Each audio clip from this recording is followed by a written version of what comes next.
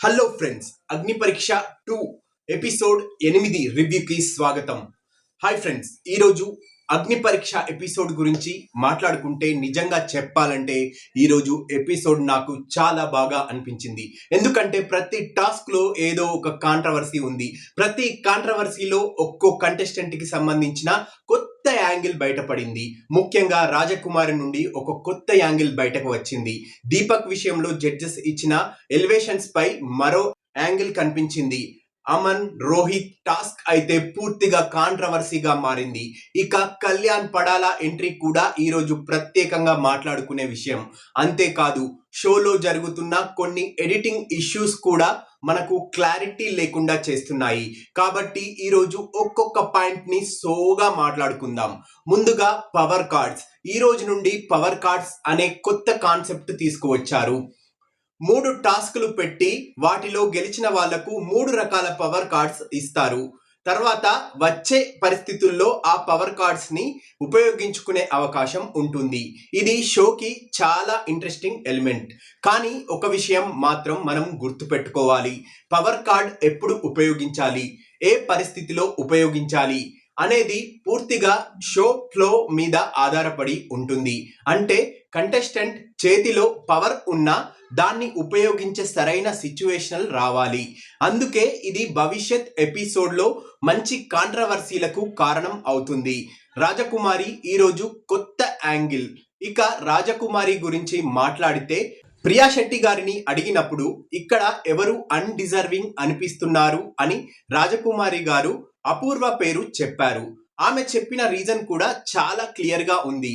అపూర్వ కొన్ని సందర్భాల్లో టాస్క్ కి రీజన్స్ చెప్పి వెనక్కి తగ్గారని, అందరూ కష్టపడి ఇక్కడికి వచ్చామని, అందుకే అది తనకు నచ్చలేదని రాజకుమారి చెప్పారు. ఇక్కడే రాజకుమారి నుండి నాకు ఒక కొత్త యాంగిల్ కనిపించింది. ఇప్పటి వరకు రాజకుమారి అంటే కేవలం సింపతితో ముందుకు వస్తున్న కంటెస్టెంట్ అనుకునే వాళ్ళు చాలా మంది. కానీ ఈరోజు ఆమె ఆర్గ్యుమెంట్ చేయగలదని, మొహం మీద పాయింట్ చెప్పగలదని, అంతేకాదు టాస్క్ లో కూడా తెలివిగా ఆడగలరని ప్రూవ్ చేసుకున్నారు. బెలూన్ టాస్క్ లో అయితే ఆమె ప్లేయింగ్ చాలా ఇంట్రెస్టింగ్ గా అనిపించింది. నెంబర్స్ సెలెక్ట్ చేసుకునే విధానంలో బెలూన్ ఇప్పటికే ఎన్నిసార్లు ప్రెజర్ తీసుకుందో గమనించి పెద్ద నెంబర్ సెలెక్ట్ చేసినట్టు అనిపించింది. 100% అది చెప్పలేం, ఎందుకంటే ఎడిటింగ్ వల్ల మొత్తం టాస్క్ మనకు చూపించలేదు. కానీ కనీసం 90% వరకు ఆమె క్యాలిక్యులేషన్ చేసి ఆడినట్టు నాకు అనిపించింది. అంటే రాజకుమారిలో కేవలం ఎమోషన్ మాత్రమే కాదు, స్మార్ట్ ప్లేయింగ్ కూడా ఉంది అన్న కొత్త యాంగిల్ బయటకు వచ్చింది. రాజకుమారి జర్నీ ఈజీగా ఉండదు. ఇంకో విషయం, రాజకుమారి బిగ్ బాస్ హౌస్ లోకి వెళ్తే ఆమె జర్నీ ఈజీగా ఉండదని నాకు అనిపిస్తుంది. ఎందుకంటే ఆమెకు సింపతి కూడా వస్తుంది. అదే సమయంలో చిన్న చిన్న విషయాలకే నెగటివిటీ కూడా కావచ్చు. ఆమె బాగా డ్రెస్సింగ్ చేసుకున్న కామెంట్స్ వస్తాయి, ఎవరితోనైనా సరదాగా మాట్లాడిన కామెంట్స్ వస్తాయి.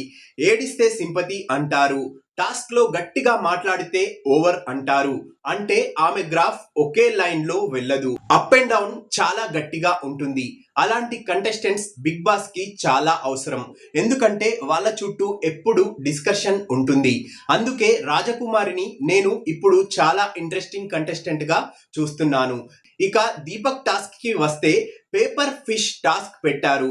3 కంటెస్టెంట్స్ తమ ఫ్యాన్లతో పేపర్ ఫిష్లను తమ ట్రేలలో పడేయాలి. ఇక్కడ సమస్య ఏంటంటే, మనం ఒకసారి ఫ్యాన్ ఊపితే మన ఫిష్ తో పాటు అవతల వాళ్ళ ఫిష్ కూడా వెళ్ళొచ్చు. అంటే కావాలని చేశాడా, అనుకోకుండా జరిగిందా అనేది 100% చెప్పలేము. దీపక్ గెలిచాడు, అది ఓకే. కానీ బిందు గారు దీపక్ ను చాలా హానెస్ట్ గా ఆడాడని ఎలివేట్ చేయడం నాకు మాత్రం కొంచెం ఎక్కువగా అనిపించింది. ఎందుకంటే ఫుటేజ్ చూస్తే దీపక్ కూడా కొన్ని సందర్భాల్లో ఫిష్లను అవతల ట్రే వైపు పంపించినట్టు కనిపించింది.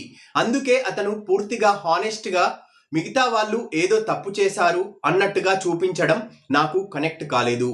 ఇక ఇక్కడ ఎడిటింగ్ కూడా సమస్యే. మాకు పూర్తి ఫుటేజ్ చూస్తేనే మనమే జడ్జి చేసుకునే వాళ్ళం. ఎవరెన్ని ఫిష్లు వేశారు, ఎవరెన్ని బయటకు పంపించారు, ఎవరికి నిజంగా అడ్వాంటేజ్ వచ్చింది, ఇవి క్లియర్ గా చూపించలేదు. కాబట్టి జడ్జిమెంట్ పాస్ చేయడానికి మనకే అవకాశం లేకుండా పోయింది. కళ్యాణ్ పడాలా ఎంట్రీ ఇక ఈరోజు నాకు బాగా నచ్చిన మరో పాయింట్. కళ్యాణ్ పడాలా ఎంట్రీ శ్రీముఖి చెప్పిన ఎలివేషన్ కూడా బాగుంది.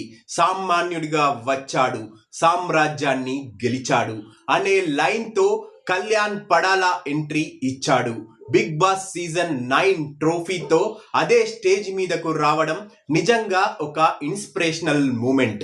ఎందుకంటే ఒకప్పుడు అదే స్టేజ్ మీద ఒక సాధారణ కంటెస్టెంట్ గా అవకాశం అడిగిన వ్యక్తి ఇప్పుడు అదే స్టేజ్ మీద విన్నర్ గా ట్రోఫీ పట్టుకొని వచ్చాడు. ఇది నిజంగా ఒక అచీవ్మెంట్.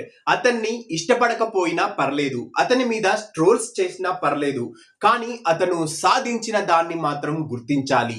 చిన్న స్థాయి నుండి వచ్చి ఒక రియాలిటీ షోలో విన్నర్ గా నిలవడం అది ఎవరికైనా ఇన్స్పిరేషనే. అమన్ వర్సెస్ రోహిత్. ఈరోజు అసలు కాంట్రవర్సీ ఏంటంటే అమన్ రోహిత్ టాస్క్. ఫిజికల్ గా ఇద్దరు చాలా గట్టిగా ఆడారు.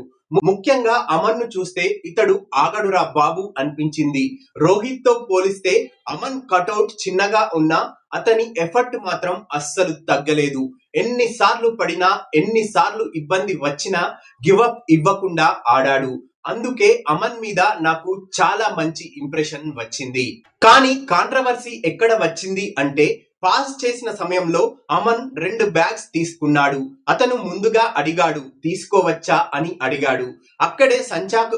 అక్కడే సంచాలకురాలి నిర్ణయం క్లియర్ గా ఉండాలి. అది నిజంగా పాజ్ లో ఉంటే తీసుకోకూడదు అని చెప్పాలి, లేదంటే గేమ్ మళ్ళీ స్టార్ట్ చేయాలి. కానీ ఆ క్లారిటీ ఇవ్వలేదు. రోహిత్ కూడా అక్కడ కొంచెం అలర్ట్ గా ఉండాల్సింది. అమన్ తీసుకుంటున్నప్పుడు చూస్తూ ఉండిపోయాడు. అందుకే అక్కడ అమన్ ని పూర్తిగా తప్పు పట్టలేం. కానీ సంచాలకురాలి డెసిషన్ మాత్రం నాకు కరెక్ట్ గా అనిపించలేదు. చివరికి రోహిత్ ని విన్నర్ గా ప్రకటించారు. కానీ అక్కడ ఉన్న చాలా మంది కంటెస్టెంట్స్ అభిప్రాయం మాత్రం అమన్ గెలిచాడనే వైపు వెళ్ళింది. నా అభిప్రాయం ఏంటంటే సంచాలకురాలు కరెక్ట్ గా నిర్ణయం తీసుకొని ఉంటే రోహిత్ గెలిచే అవకాశం ఉండేది. కానీ ఆ సిచ్యువేషన్ హ్యాండిల్ చేసిన విధానం వల్ల అమన్ కు అడ్వాంటేజ్ వచ్చింది. అయినా కూడా అమన్ ఎఫర్ట్ ను మాత్రం తక్కువ చేయలేం. అంత పెద్ద కటౌట్ ఉన్న రోహిత్ తో అంత ఫిజికల్ గా ఫైట్ చేసి చివరి వరకు నిలబడడం చిన్న విషయం కాదు. అమన్ ఎందుకు డేంజరస్ కంటెస్టెంట్? అమన్ లో నాకు ఒక ప్రత్యేకమైన విషయం కనిపిస్తుంది. అతను ఎప్పుడు ఓన్లీ పాజిటివ్ గా ఉండడు, అలాగే ఓన్లీ నెగటివ్ గా కూడా ఉండడు. అతని గ్రాఫ్ ఎప్పుడు అప్ అండ్ డౌన్ లోనే ఉంటుంది. అతని ఓవర్ ఎగ్జైట్మెంట్ వల్ల తప్పులు కూడా జరుగుతాయి. అదే సమయంలో అతని ఎఫర్ట్స్ చూసి వీడు మామూలోడు కాదు అనిపిస్తుంది. ఇలాంటి కంటెస్టెంట్స్ బిగ్ బాస్ కి చాలా అవసరం. అందుకే అమన్ కూడా బిగ్ బాస్ హౌస్ లోకి వెళ్తే అతని జర్నీ చాలా ఇంట్రెస్టింగ్ గా ఉండొచ్చని నా అభిప్రాయం. మొత్తానికి ఈ రోజు అగ్ని పరీక్ష ఎపిసోడ్ నాకు నచ్చింది. ఎందుకంటే ఈ రోజు మాట్లాడుకోవడానికి కంటెంట్ ఉంది. రాజకుమారి నుండి కొత్త యాంగిల్ వచ్చింది. దీపక్ విషయంలో జడ్జెస్ ఎలివేషన్ పై డౌట్స్ వచ్చాయి. కళ్యాణ్ పడాలా ఎంట్రీ ఇన్స్పిరేషనల్ గా అనిపించింది. అమన్ రోహిత్ టాస్క్ లో కాంట్రవర్సీ వచ్చింది. అదే సమయంలో ఎడిటింగ్ వల్ల మనకు పూర్తి క్లారిటీ రాకపోవడం మాత్రం షోకి మైనస్. ఇప్పుడు మీరు చెప్పండి, అమన్ గెలిచాడా రోహిత్ గెలిచాడా? రాజకుమారి ఈ రోజు తెలివిగా ఆడిందని మీకు అనిపించిందా? దీపక్ ను అంతగా హానెస్ట్ గా ఎలివేట్ చేయడం కరెక్టేనా? మరియు బిగ్ బాస్ సీజన్ 10 హౌస్ లో మీరు ఎవరిని చూడాలని అనుకుంటున్నారు? మీ ఒపీనియన్ ని కింద కామెంట్ చేయండి. వీడియో నచ్చితే లైక్ చేయండి. ఇలాంటి అగ్ని పరీక్ష బిగ్ బాస్ అప్డేట్స్ కోసం మన ఛానల్ ని సబ్స్క్రైబ్ చేసుకోండి. Thank you friends.